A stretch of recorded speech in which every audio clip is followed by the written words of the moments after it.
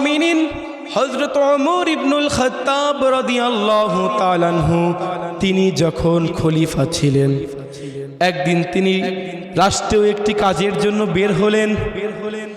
কিছু সময় পর হযরত ওমর ইবনুল খাত্তাব রাদিয়াল্লাহু তাআলা আনহু পানি পিপাসায় পিপাসিত হলেন।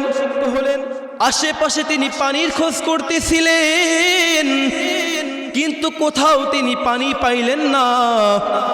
এরপরে তিনি লক্ষ্য করে দেখলেন একজন রাখাল একটু দূর থেকে ছাগল চড়াচ্ছিলেন।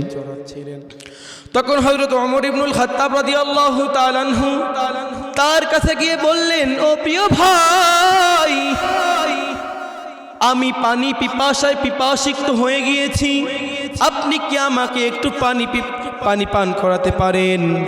তখন সেই রাখাল বললেন, ও প্রিয় ভাই, আমার কাছে এতটুকু পানি নাই যেই পানি দিয়ে আমি আপনার পিপাসা দূর করব। আমার কাছে এতটুকু পানি নাই যেই পানি দিয়ে আমি আপনার পিপাসা দূর করব।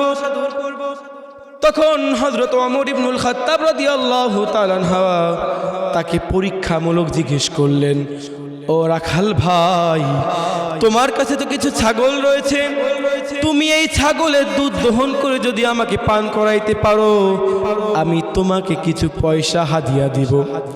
তখন রাখাল বললেন, আপনি আমাকে টাকার লোক দেখাবেন না, টাকার লোক দেখাবেন না। আপনি মনে রাখবেন, আমি যেই মালিকের ছাগল চড়াতে এসেছি, আমার ওই মালিক আমাকে এই ছাগলগুলোর দুধ বিক্রি করার অনুমতি দেয় নাই, অতএব আমি এই দুধ দহন করতে পারবো না, আমি আপনার কাছে দুধ দহন করে বিক্রি করতে পারবো না। তখন আমিরুল মুমিনিন বললেন, ও প্রিয় ভাই, ও প্রিয় ভাই, তোমার মতন এই সৎবান ব্যক্তি যতদিন দুনিয়াতে বেঁচে থাকবে, তোমার মতো আদর্শবান ব্যক্তি যতদিন দুনিয়াতে বেঁচে থাকবে, ততদিন আল্লাহ পাক রব্বুল আলামিন দুনিয়াতে দুর্ভিক্ষ দিবে না। তোমার মতো যতদিন সৎ ব্যক্তি দুনিয়ায় থাকবে, আল্লাহ পাক রব্বুল আলামিন ততদিন পৃথিবীকে ধ্বংস করবেন না। কেমন তাকওয়া তাদের ছিল একবার ভাবেন, কতটুকু তাকওয়া ছিল যে আমার মালিক আমাকে অনুমতি দেয় নাই, আমার মালিক আমাকে বলে নাই যে তুমি দুধ দহন করে বিক্রি করো, এই কারণে আমি বিক্রি করতে পারবো না। তাহলে তাদের ঈমানটা কেমন ছিল আর আমাদের এখনকার ঈমান কেমন?